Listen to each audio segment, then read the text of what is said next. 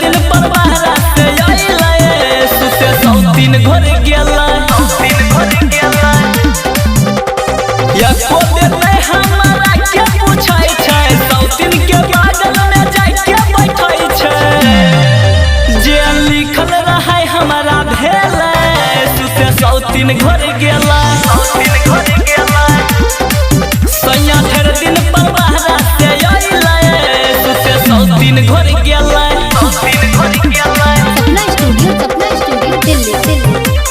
सौतीन घर गेला सौतीन घर गेला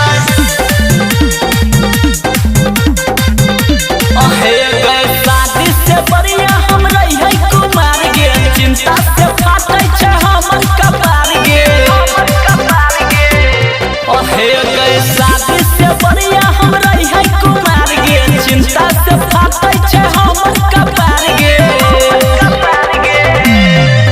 दारू पी के आबै खाली बोले सुते सौतीन घर गेला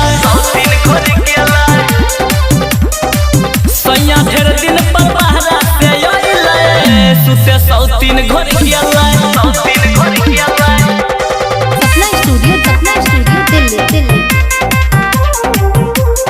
सौतीन घर गेला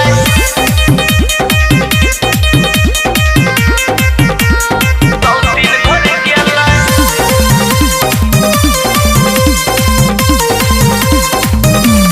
हाँ नैहर मेला भर रहै सिकिन गे ओकरे संग में कटै रहै दिन गे अहे गए नैहर मेला भर रहै सिकिन गे ओकरे संग में कटै रहै दिन गे अगुआ प्रमोद चंचल के करबै जेल सुते सौतीन घर गेला